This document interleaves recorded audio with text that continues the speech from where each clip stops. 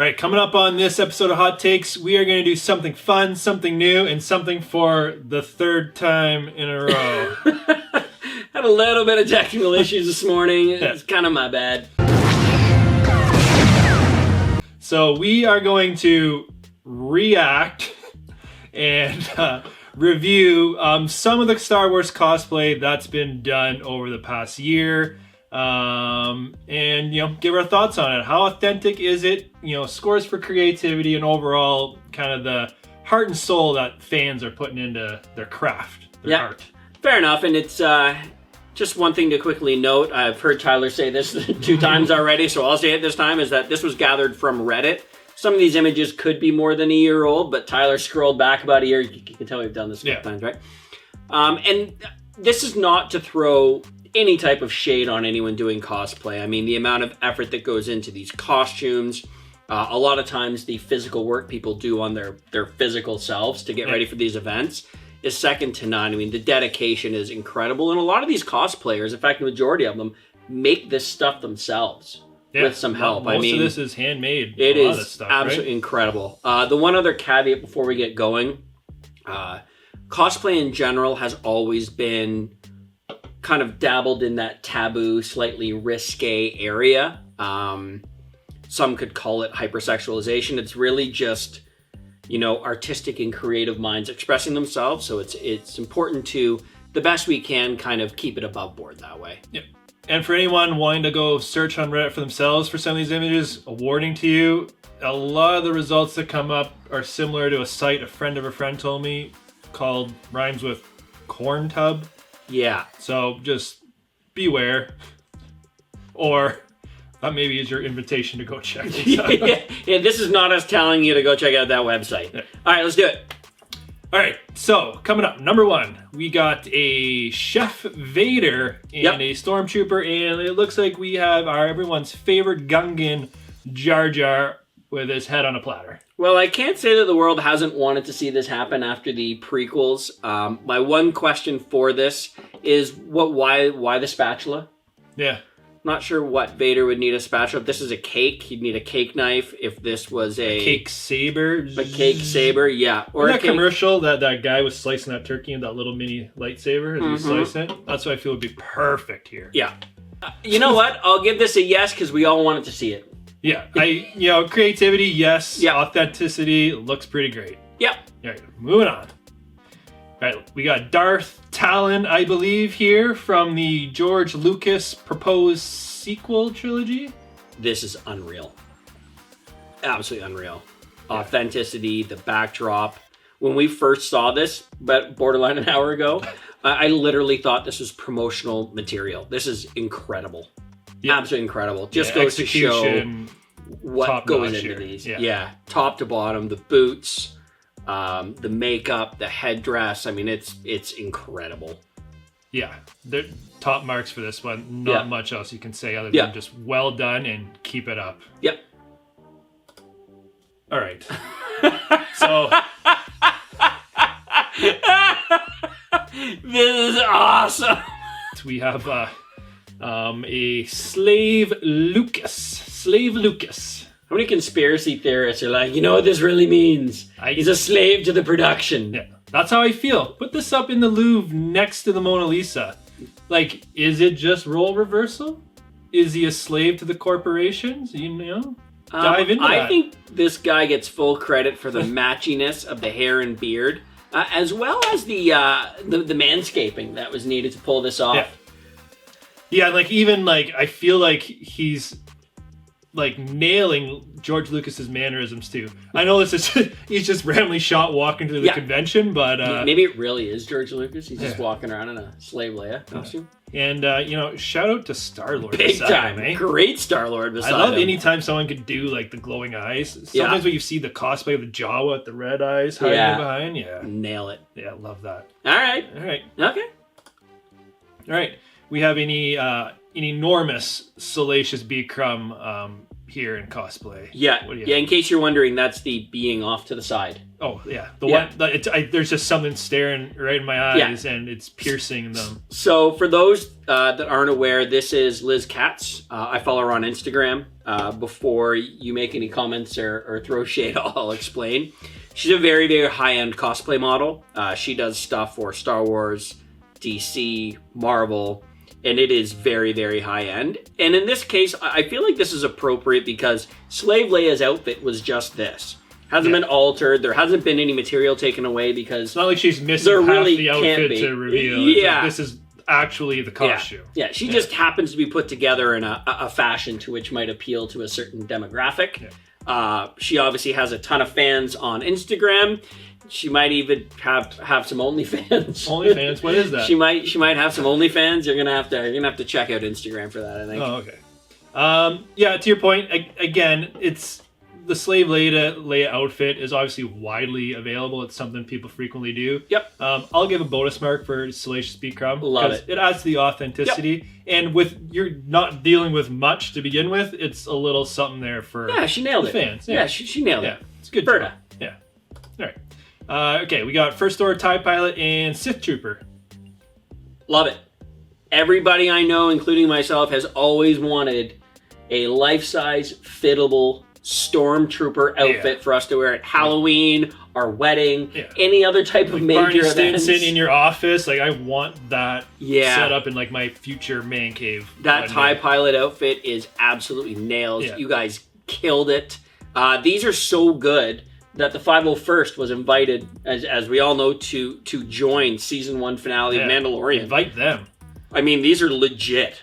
If you have the skill to make this, I can only imagine what other costumes then you can make. You know what I mean? If you have that understanding and principle of how to machine all that armor. It's incredible. Yeah. Absolutely incredible. Yeah. Great job. All right. Whoever you are. Well done. All right. So now we got Ahsoka from Rebels, and I already know what we both think. This is outstanding. Borderline perfect. Yeah. The fact that somebody created this is mind-boggling. They nailed it. They nailed the headdress. I love the white sabers. The bigger headpiece indicates it's from the Rebels time, if I'm not mistaken. I mean, this is incredible. Absolutely incredible. Yeah. And when you see a fan do this, you had hope they could bring Ahsoka to the live screen which they obviously did. And it's interesting. She's rocking the longer headdress, lecu, whatever you want to call it. Yep. I don't know how her experience was with that all day. And we know the Mandalorian obviously opted for the shorter ones for stunts and whatnot. Yep. But it's interesting that she's able to rock the big headdress, which I'm assuming for a full Comic-Con or whatever it is. It's a long day. Yeah. Yeah, and picture taken nicely in the lobby of a the Ahsoka hotel pose, or a parking lot. Yeah. She probably dropped her contact. She's looking for it. Yeah, this is incredible. Absolutely phenomenal. All right, here we go. Next one. So we got another take on Ahsoka, Clone Wars Season 7 variant, I believe, with looks like a couple upgrades we're working with here. Yeah, I love the idea of what looks like to be armor on the bottom. And I mentioned this in the last video that had no audio to it. Is this makes me want to see a backstory of Tar Vizsla. Tar Vizsla, yeah. I mean, the coolest characters in Star Wars have to be Mandalorians at this point and Jedi. Having one person upwards. be both, be incredible. Love this idea. Love the detail in the... Yeah, like in the Clone Wars, when they were like leading the clone armies, we got like the gauntlets and the chest and the shoulder armor on a lot of the Jedis. I don't think we saw a lot of, bottom torso down. So I actually love the take of like, I know it's kind of medieval looking, but like hypothetically, if that was Beskar, that'd be a cool touch. Be incredible. Incredible. Okay. All right. Yeah. On the next one. I'll give the other one the thumbs up though. Yeah. I mean, as much as they're both incredible, right? We got new 3,000 foot tall Rey. Blowing in the wind Rey. Yeah. Overlooking the entire Sahara Desert because she's 3,000 feet tall. Yeah. I'll tell you why I love this though, is because guys have always been able to throw on an old bathrobe and call themselves a Jedi with a hood. Rey being the first big female lead character in Star Wars has really opened up other cosplay ideas without having to strap on a Slave Leia outfit or like we saw the TIE Pilot having to like make armor head to toe, right? like obviously this isn't easy, but it's more accessible. Absolutely. And as The Mandalorian and Star Wars open up to new fandom, hopefully cosplay will get some momentum, and then it'd be nice to see this. And again, the extra touch, like whether she's in the desert or Sable Beach or blowing in the wind or CGI, whatever it is, I love when they put it all together. 100%. With the action promo shot, right? 100%. All right, good job. I love it.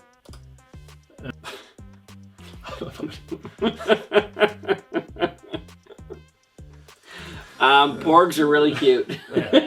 We're going to skip past this one.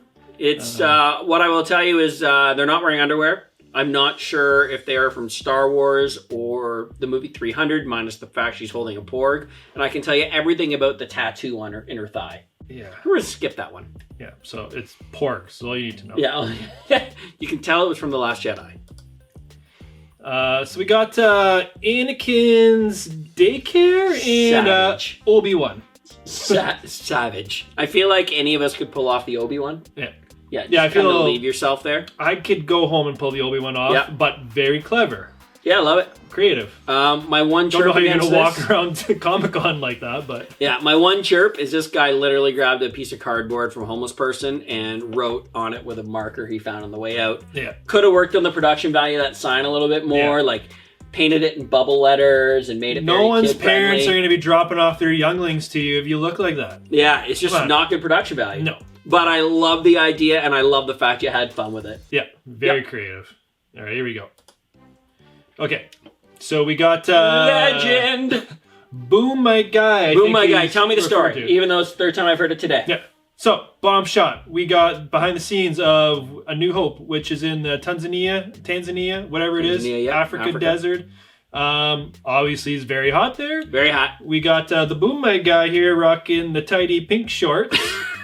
And this obscure photo, this super fan up top obviously took this cosplay to the next level. I'm telling you, this guy, well done. Legend. Yeah. Because not everyone's going to get this. Even not all Star Wars fans are going to get this. But this is the stuff legends are made of. Yeah. I can't imagine how many people came up to him at Comic-Con asking who you are.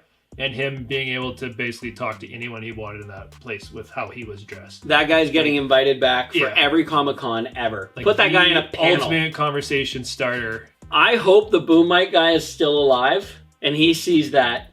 I told the guy up there, I'm like, what do you think happened to him? No, I mean the original Boom Mic guy. So I hope he's still going and he's like, yeah, recognition deserved. Yeah. Finally got my credit.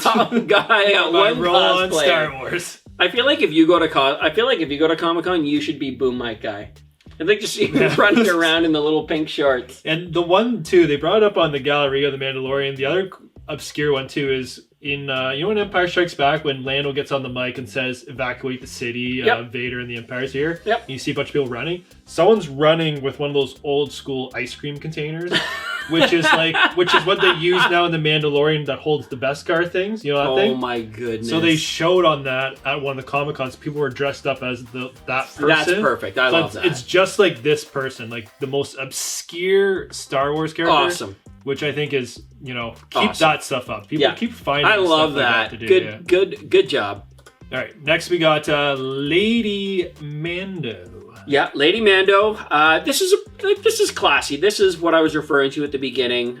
This is obviously very artistic. The details in this, from the rifle on the back to the helmet to the gauntlets. I mean, this is really well executed. Yeah. Yes, she's lacking some Beskar. Yeah. It's like she played one of those... Sabacc. Yeah, like she played a game of Sabacc and maybe lost a little bit. Lost a lot. But this is tasteful. It's classy. Yes, she's an attractive female, but this is really well done.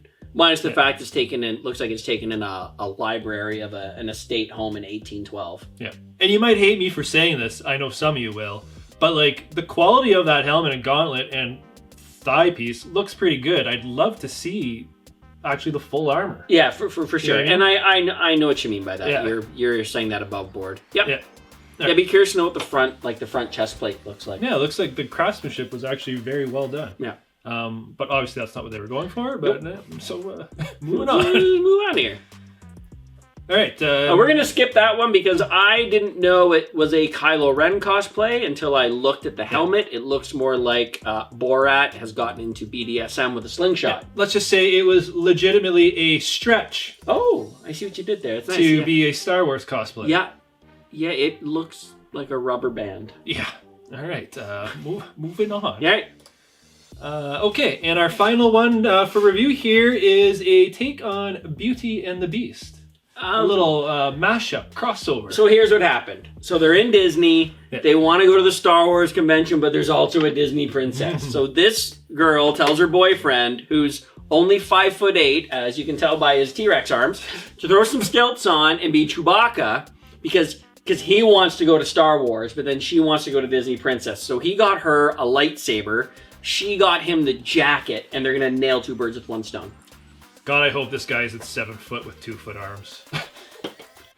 It's like the old meme. If you think you have it rough, try just think that T-Rex has to make the bed. Yeah, try tying your shoes. Oh with, my God. Yeah, this guy's only wearing Crocs. If that's the case.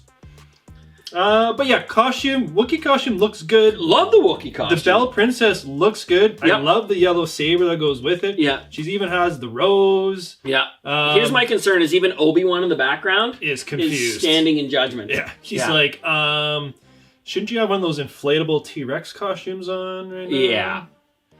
Okay. Anyway, we're just Yeah. All right. So quickly, because we are running out of battery. Yeah. What's your favorite?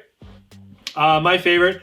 I don't know why. I think the slave Lucas is quite comical, and I think you could take it a lot of different ways. Yeah. But like as an overall most well put together, I really enjoyed the Ahsoka from Rebels cosplay.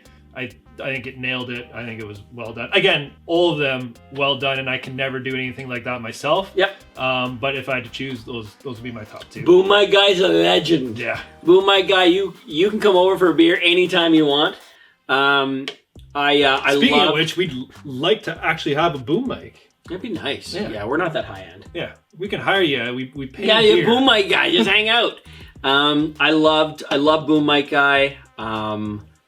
Liz Katz obviously does an insanely good job. She's literally a professional cosplayer. Really enjoyed the Ahsoka from Rebels. I mean, that's nailed. And Darth Talon. Yeah. Darth Talon, I'm still pretty sure, is an actual promo shot. It's not cosplay. That's what's happening for the new... It was unfair putting her in the list to review. But that was absolutely incredible. So I guess in summation, obviously this is a little bit different. We dabbled in the diversity one, so maybe Tyler will post that link if you want to have a look at it. Not that we're trying to stir the pot, but I think it's important that we look at other aspects of Star Wars. I mean, cosplay is a subculture in on its own. And I mean, cosplay's huge. Huge. Yeah. The amount of work, the amount of time, the amount of effort that goes into the costumes and people physically preparing for these is something that you could not understand unless you were part of it. Yep, and a lot of these people don't get paid. This is just purely a passion. Yep. Like, obviously, the professionals of the world are, but for the most part, it's, it's what they want to do. Yep. So if you liked this and you want to see some more cosplay reviews, us to have a bit of fun up here, please chuck it in the comments. If you like it, give it a like. If you found this offensive and you weren't all about it and you were concerned that we were throwing shade on people, which we're not by any means, we think it's incredible what they do, leave that comment nicely in the thing, and we'll just do something else. We're just trying to find new things, or Tyler, I should say, is trying to find new things to kind of bring to the table. Mining the Star Wars universe for stuff that people might want to see and talk about, right? So until next time, I'm Ged from Fabulous Flix. As always, love seeing Tyler here from the Rogue Leader. I've really enjoyed watching your channel blow up. Thanks for coming on all the time. You've got a couple of bangers up there. The Mace Windu video, the stuff you do for the game is amazing. These don't get as much likes, but I really enjoy doing them. So they're definitely fun until we see you next time, be good, be safe, and we will catch you soon. Yeah, see you on the next one, everyone. Cheers.